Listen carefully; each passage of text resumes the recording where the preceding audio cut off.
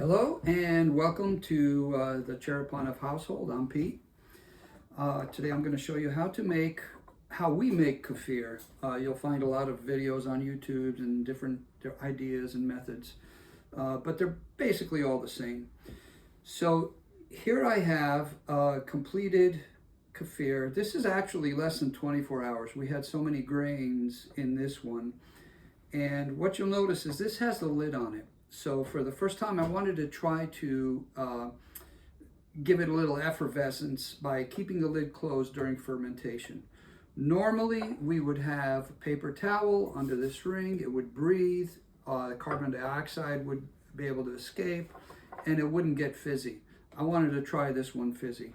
And let me step around here and I will show you.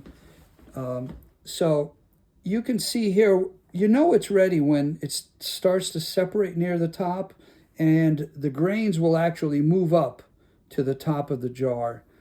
And so this one's ready. Now, what we're going to do is separate the grains from the kefir, reuse the grains into a clean jar, fill it with milk, and then let that ferment for 24 hours. You can let it ferment for 48 hours. It's all a matter of taste.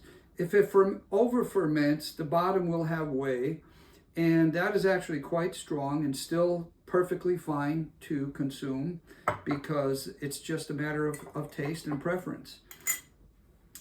So there's different methods. By the way, this one here has a label. I like to get these labels. I bought them on Amazon. I like to label it with the date and what it is. And the reason I do that is because we have yogurt that I make as well. So I like to label things and what it is and the date. So there's different methods to do this. And what you'll need is 2 clean jars.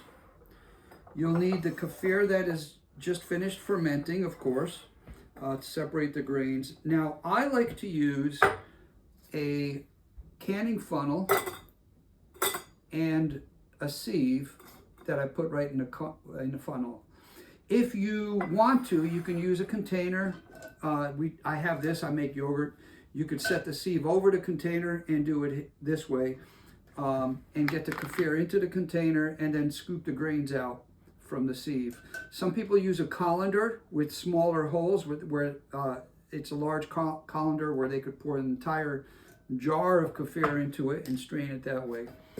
But today, oh, and notice this is a plastic strainer. This is a metal one. I used to use the plastic one, but the holes are so fine that I wanted something with a little larger holes to make it go a little bit quicker.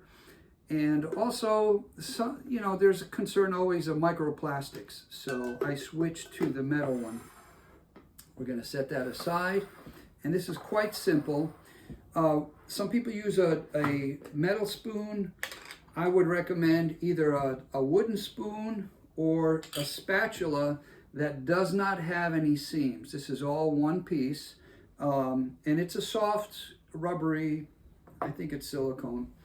I do not recommend this type of spatula because it gets really gross. This one's going in the trash. I just brought it out here for example. If you pull it apart, you'll find all kinds of crud growing in here. And unless you take it apart each time to wash it, it is going to be nasty. So those are going in the trash. We actually have 2 of them. With the kefir, you pour it out and you will notice that there's large pieces on the top. Those are grains surrounded by a lot of the fat and kefir that is fermenting. So I use the spatula. I just kind of scrape the bottom and lift up, and I don't smash the grains into the metal or into the mesh. They could take a little bit of a beating, but you don't want to kill them and destroy them. What will destroy the grains is excessive heat or starvation. So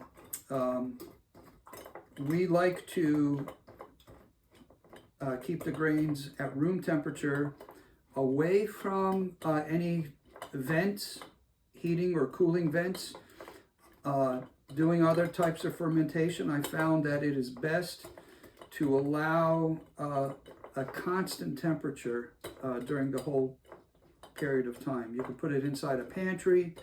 Some people recommend that they have to be kept in the dark. We haven't been doing that, but we do keep it away from direct sunlight.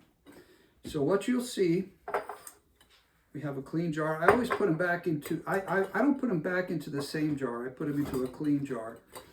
And kind of looks like popcorn, cauliflower, just little lumps. These are grains of a mixture of bacteria and yeast. Kefir grains, also when they ferment, it produces a very healthy short-chain fatty acids that can help to strengthen the intestinal lining and keep the junctions closed, and pretty much you could heal a leaky gut with these short-chain fatty acids. It's crucial.